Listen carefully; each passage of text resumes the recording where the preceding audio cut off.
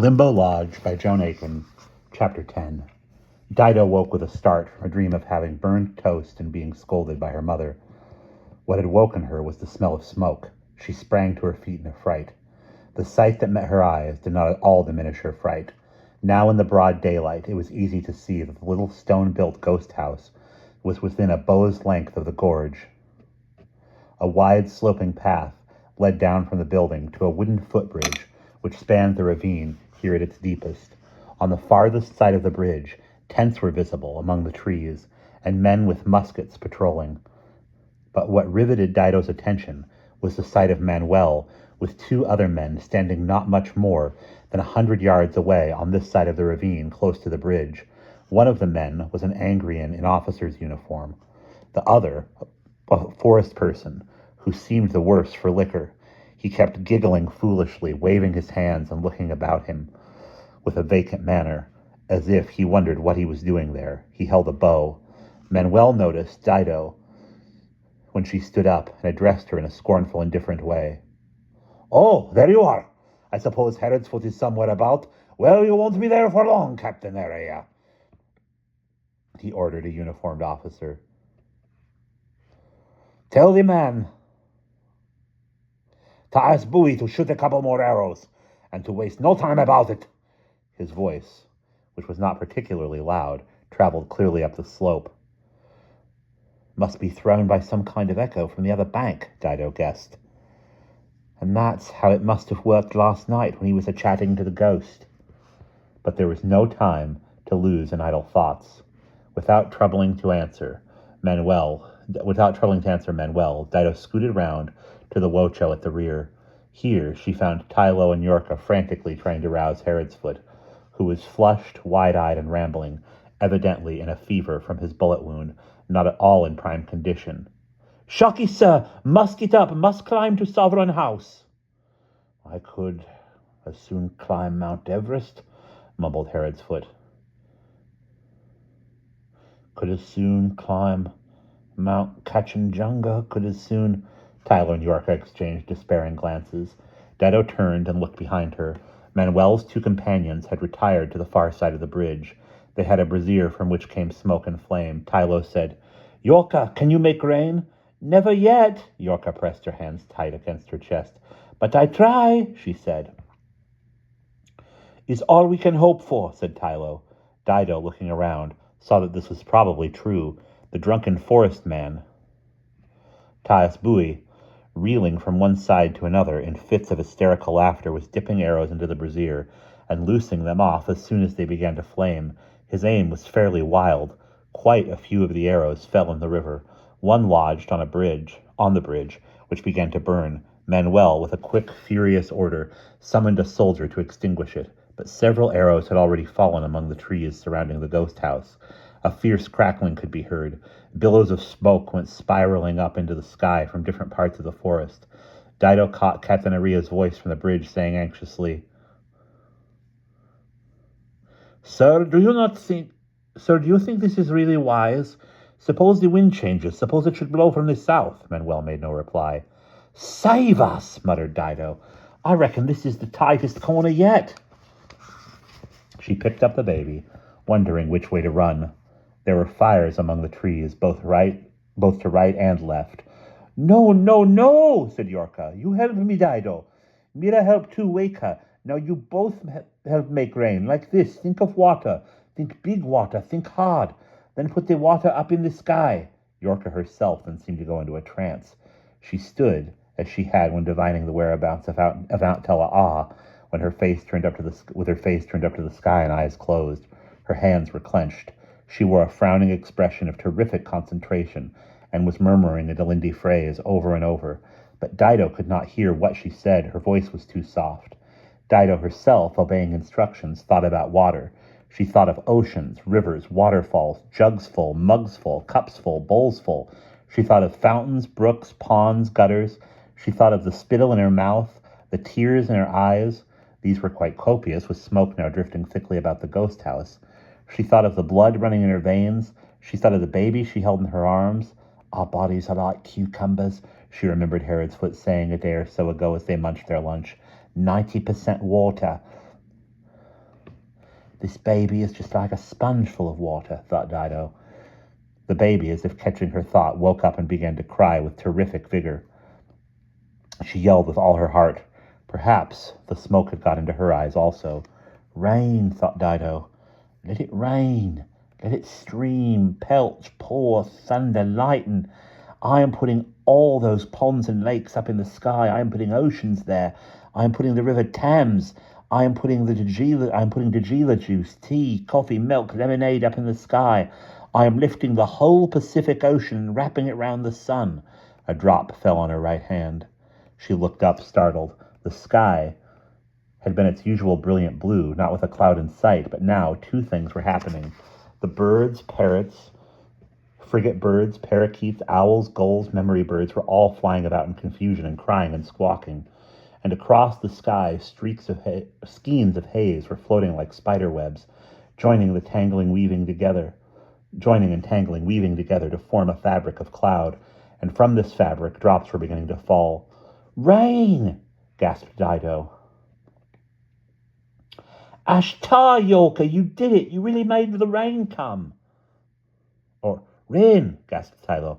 Ashtar, Yorka, you did it! You really made the rain come! And he made her a deep bow, pressing his hands together.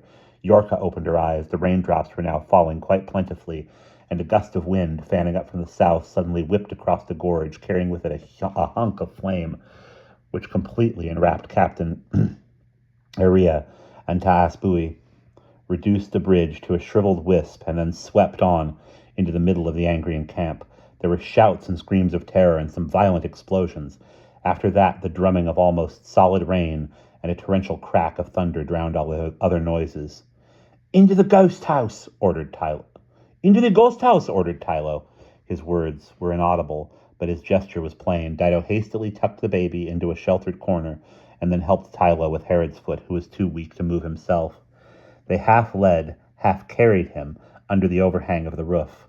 Yorka still stood outside the downpour, with her skinny arms upraised, apparently encouraging it to keep on raining and not stop. Bless my soul, muttered Herod's foot. The fish will be rising. How I wish I had brought my rod and tackle. Dido was peering down across the gorge, trying to see through the solid sheets of water.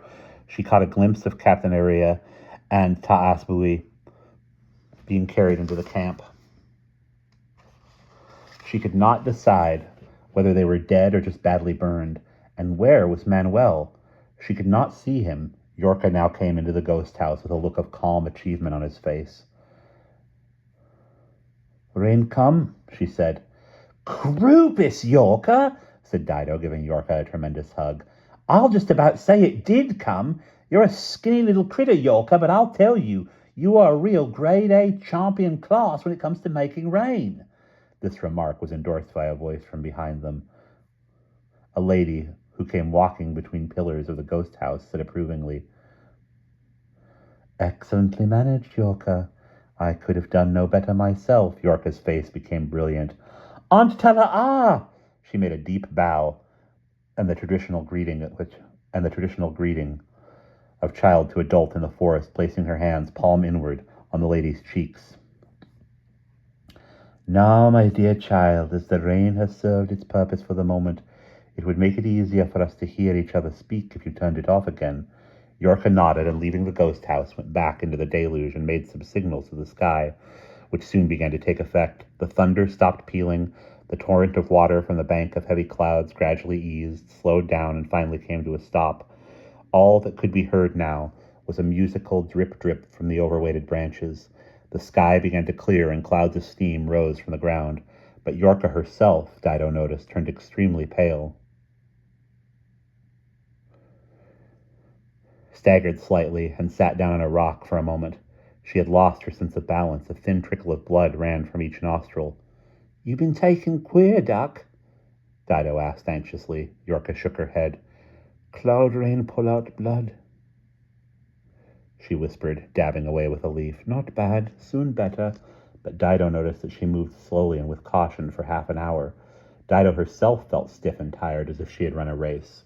Meanwhile, Aunt Tala-ah looked keenly about her at the other occupants of the ghost house, and Dido studied the newcomer with deep interest. Aunt Tala-ah was plainly a forest person, honey-colored in complexion and curly-haired, though at present her short, pure white hair hung draggled with rain. She was rather taller than most forest people, about the same height as Lord Herod. Her clothes were black, like those of the Angrian women, but she wore them very differently. Angrian women's clothes were always dusty and shapeless, intended to be inconspicuous, looking old and worn, even if they were not. Aunt Tala'a's clothes, though black and at the moment drenched with rain, were severely elegant, a long, narrow skirt under a cape and a dark plum-colored lining and floating white beads at the neck. She had a flat triangular black cap on her head. Dido had once seen a bishop who also happened to be a professor of law riding through the streets of London in a carriage. He had impressed Dido very much, looked so shrewd and learned, but also good at the same time. This old girl reminded Dido of that bishop. It'd take a really downy un to put anything across Aunt Tala'a, thought Dido. It seemed as if their thoughts collided, for the old lady turned and subjected Dido to piercing scrutiny. "You are Dido Twite," she said. "Yes, ma'am," agreed Dido, thinking, "how does she know that?" "Talisman told me about you, all about you," said Aunt Tala'a.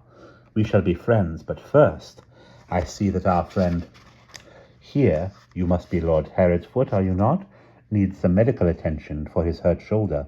She stepped outside, was gone perhaps a couple of minutes, and returned with 2 leaves. One she placed on Herod's shoulder and covered it with a new poultice of cobweb. The other she instructed him to hold on his tongue for 3 minutes, then swallow. When he had done so, and almost at once, he began to look a little better. He murmured faintly, "Madam, did I hear you correctly just now, that you addressed Dido? Did I hear you say that Talisman had spoken to you of us?" "Indeed she has. She has given me very good descriptions of you all." "Then is she alive? Is she safe? She survived that dreadful climb?" "She did. She is at Limbo Lodge, and as soon as you are able to walk, I think we should make our way there." "Oh, yes," said Herod's fervently. In 10 minutes, so efficacious was the power of the herb he had swallowed, Herod's declared that he was quite able to undertake the walk.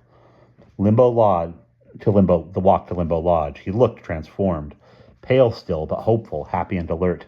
Aunt Tala'a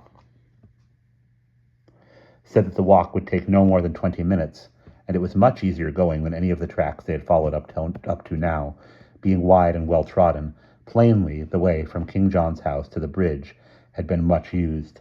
As they climbed the hill, Dido overheard snatches of conversation between Herod's and Aunt Tala'a. "You speak remarkably good English, ma'am, but pray, how should I properly address you?" "Well," she laughed. "Well, you could call me Aunt Tala'a, as most people do, or you could call me Professor Limso.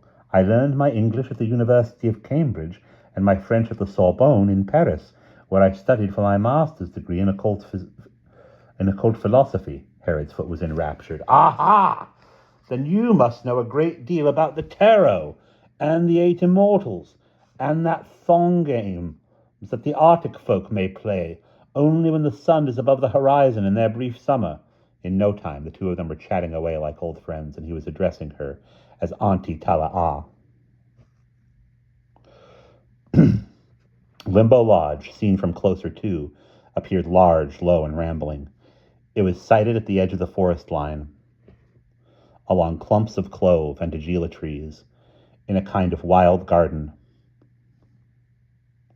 Over to the eastern boundary of this, the ground seemed to come to an abrupt stop. Here, Dido guessed, was the cliff of death. It seemed to her a very odd thing to build one's house within so short a distance of such an awesome spot. Not a soul seemed to be stirring anywhere.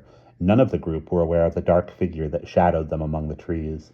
A veranda skirted 2 sides of the house. Aunt Tala'a led the way up a flight of steps to the veranda. Looking in windows, as they passed outside, Dido saw games rooms with a billiard table, punch ball, darts board, and smaller tables marked for chess or checkers. Next door was a library lined with books, a lamp burning on a table. But this, like the games room, was silent and unoccupied. Then, out of a door farther along, came Talisman, running joyfully, her face blazing with delight and triumph. "Oh, I am so happy to see you got here safely," she cried. Come in, come in.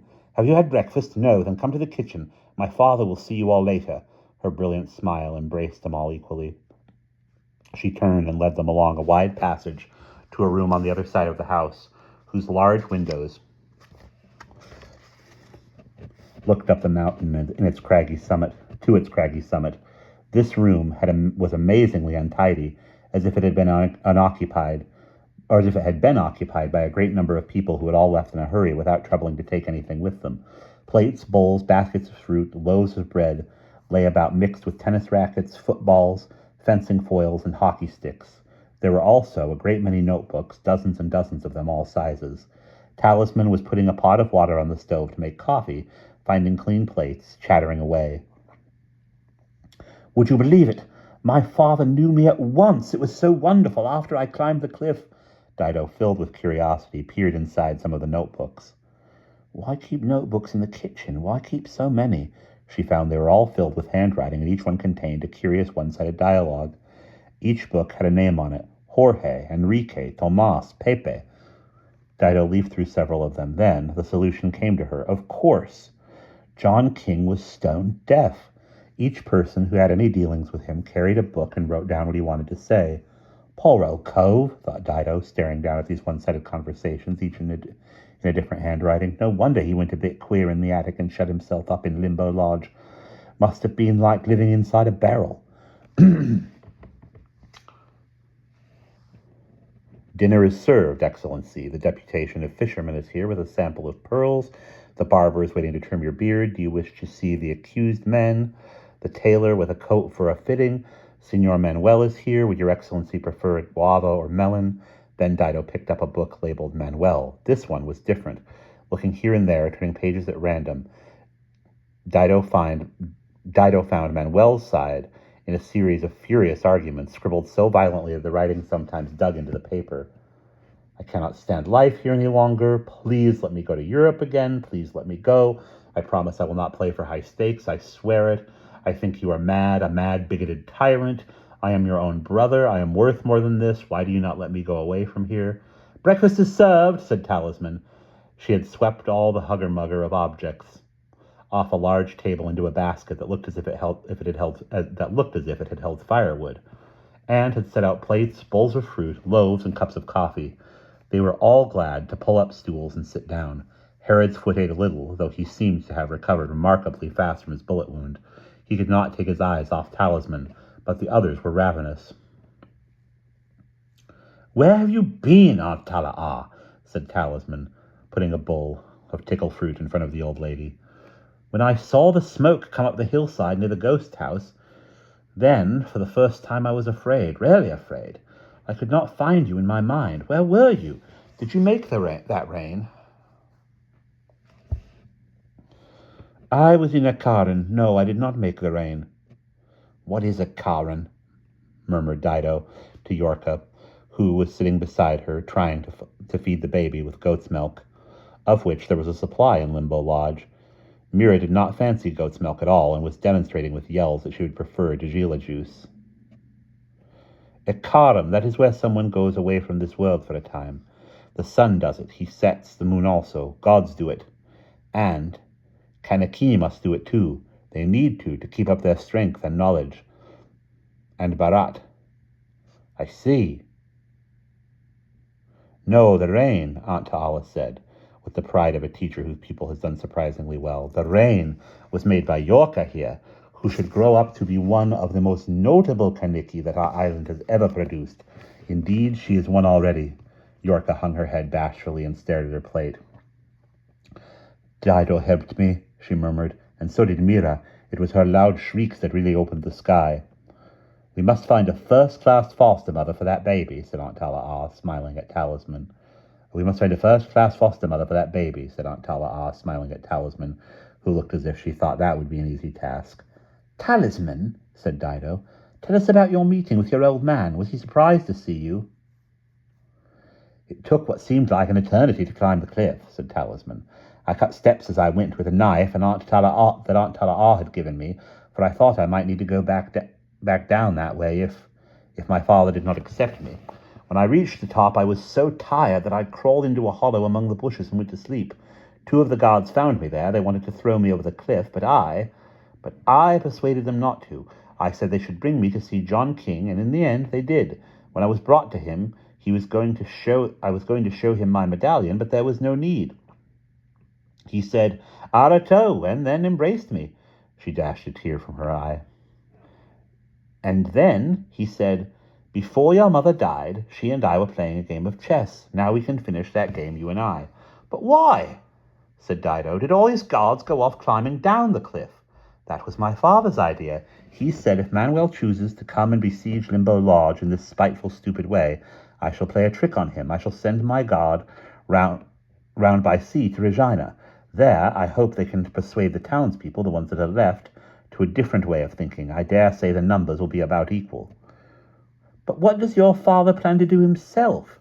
He can hardly stay here without food or servants. But what does your father plan to do himself? He can hardly stay here without food and servants, said Herodsfoot. Oh, he has some plans, said Talisman. The radiant smile came back to her face. She went on. The amazing thing is that his deafness is getting better. I am being able to cure it. A tincture made from the venom of pearl snakes. Is that not strange? Aunt Tala and I had talked of it, and I decided to try it on him. And as a result, his hearing is coming back. Is not that wonderful? Often before, I have felt satisfaction at a cure because my guess has been proved right, but I have never felt happiness like this before. If I can do this for him, what more can I not do to help him? What can we not achieve together? It can be the beginning of a better time for Era too. Poor Frankie, thought Dido, looking at Herodsfoot's face. I don't reckon there's much of a chance for you in among all that. But now, said Talisman, let me take you to meet my father. He is not strong enough yet to speak to you all, but I will introduce Lord Herodsfoot, and you three just step inside the door and greet him. Accordingly, Dido, Tylo, and Yorka stayed in the rear of the group as Talisman led them along the wide passage to the door of a room that faced up toward the mountain crest. Aunt Tala remained in the kitchen feeding the baby. No doubt she was acquainted with John King already. Talisman walked through the open door with Herodsfoot behind her and motioned to the others to stay where they were and come no farther. They saw a large, spacious room, wildly cluttered like the kitchen, with a collection of miscellaneous articles, astrolabes, carpenter's tools, orreries, telescopes, musical instruments, chess sets, piles of books, tubes of paint, and palettes. Halfway between the door and the large French window stood a great gold and silver four-poster bed. In this reclined an old man, a magnificently old man, wrapped in a black wool robe like that of a monk. Croupish, thought Dido. He sure looks more like a real king than poor old King Jamie does. She had seen King James III of England once, at a military display in St. James Park, and thought but poorly of him. John King's bush of hair and beard were white. His eyes were deep set and gleaming. A craggy brow was offset by a jaw like the bulwark of a galleon. It was the face of a clever and powerful man, yet not a cruel or mean one, thought Dido. He knows his own mind, that's all. But how much heed does he pay to other folks' minds? He certainly loved and heeded his daughter, Talisman. The look he gave her was pure devotion, and he stretched out his hand as if she had been away from his bedside for 10 hours instead of 10 minutes. Father, she said loudly and clearly, you know, I told you of Lord Herodsfoot, who has been visiting Aratu in search of her ancient games. Here he is. Her introduction was never finished, for at this moment her words were violently interrupted.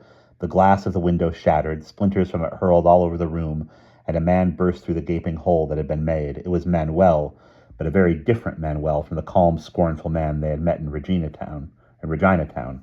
This Manuel was blackened with soot from head to foot. His clothes were singed and tattered. His face, shoulder, and side were disfigured by a great angry red burn mark. He held pistols in both hands. This is your finish, King John, he said loudly. And your daughter, too. Time's up. From now on, I give the orders here. As he spoke, he took aim, and now fired directly at the man on the bed. But also, while he spoke, two things had been happening. Herodsfoot, who had moved to the end of the bed, threw himself at the intruder, ducking low, and managed to knock his feet from under him.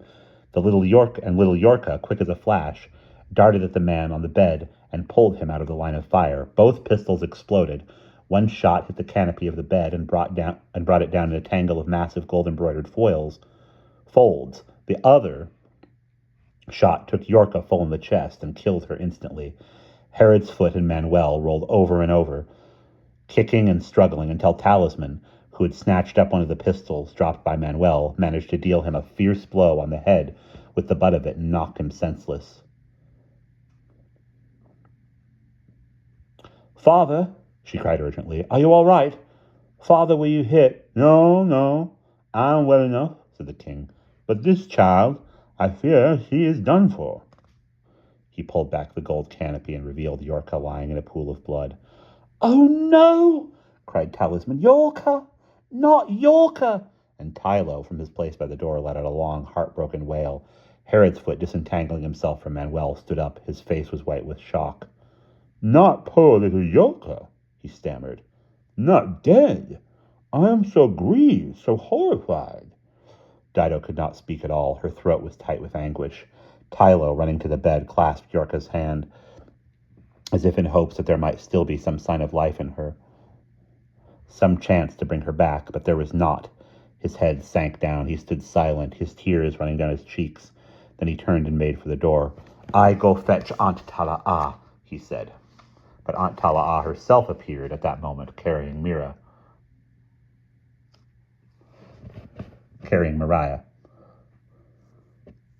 "What is all this commotion?" she demanded. But she took in the scene immediately. Manuel sprawled on the floor, Yorka's body on the bed, King John in his black serge robe, looking shaken and appalled by the suddenness of all these happenings. Aunt Tala'a was frozen by a passion of rage and grief. It was a silent passion. She looked steadily at Yorka, drew a deep, careful breath, and said, "Our island has lost something irreplaceable. That child was the best, could have been the best since your wife, Eratu," she told King John. "But now she is gone for always. We can't bring her back, and this human rat," she looked at the prone body of Manuel, "he had to wipe her out, like the fool who sets fire to the forest because he wants to fry an egg for his supper.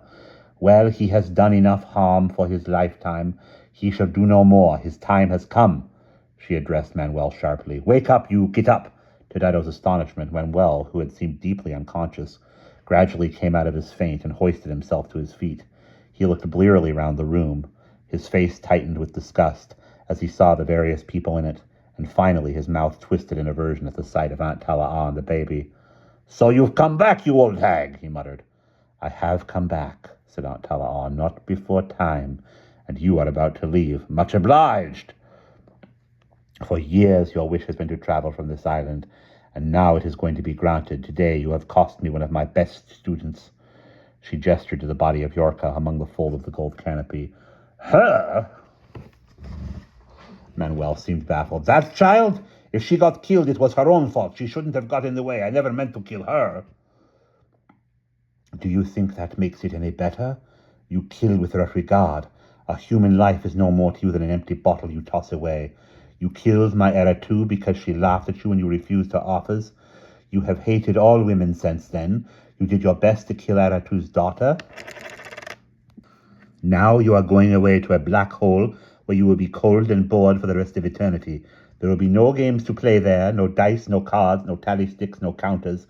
You may sit there until your mother turns into a hyena and comes to pounce on you, and you may remember, if you choose to do so, that you were sent into the dark by a woman and by a baby whose name you have cause to remember. Look at me." She stood facing Manuel, one palm raised in the air, the other arm holding the baby. Manuel gazed at her vacantly, his jaw fallen, mouth open, prominent eyes staring. Gradually his expression became fixed. A cautious, whirring gasp issued from his mouth, and he sank first to his knees, then in total collapse on the floor. "Ashta! Tala Akaniki!" murmured Tylo. "You make an end of that poison man is good." "Merciful heavens!" exclaimed Herod's foot. "Is the man dead? Just like that?" "He is dead and will trouble us no more," said Aunt Tala'a. "We will not think of him again."